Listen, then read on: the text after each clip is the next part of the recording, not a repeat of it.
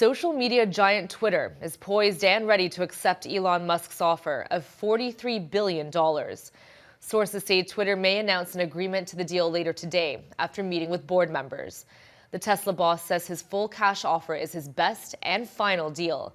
Musk says the platform needs to become private to grow and become a genuine place for free speech. This is a game of high stakes poker, and ultimately the Twitter board was waiting for a second bidder or a white knight to come. They never came. They had to ultimately go to the negotiation table with Musk, and now it looks like a deal is imminent. I think there were two issues that really changed the board's mind to do a U-turn on the Musk bid. One was the financing. Once Musk outlined the financing, that really was the clock striking 12 for the board, put their feet to the fire. And second was no other bidder coming. Once another bidder did not come, they were at the altar, but no one came. That's why they called back Musk. I believe for Twitter holders, 54.20 is a dream because without Musk, this is a stock in the 30s and probably going lower.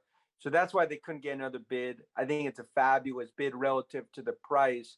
And ultimately, it's one where Twitter holders, really put the boards back against the wall to accept this bid.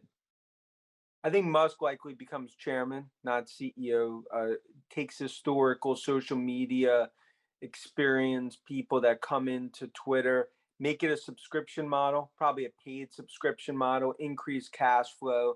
There will clearly be changes from a constriction in what people could say. And that's going to be a tight wire act, especially in this environment. But ultimately, taking private is going to have a lot of changes for Twitter. But Musk just bet 20% of his net worth on Twitter. It's not just about freedom of speech. In terms of for Musk, I think it's a head scratcher, trading in 20% of his net worth and essentially trading in Tesla shares for Twitter shares. And I think many view that as really trading in caviar for a New York City pretzel on Broadway. And, it's one where he sees value. Obviously, there's the freedom of speech issue, but this is one, it's definitely a risky bet for him. And I think it's a head scratcher to many on the street that he's ultimately going after Twitter at a time where social media is really on the other side of this growth curve.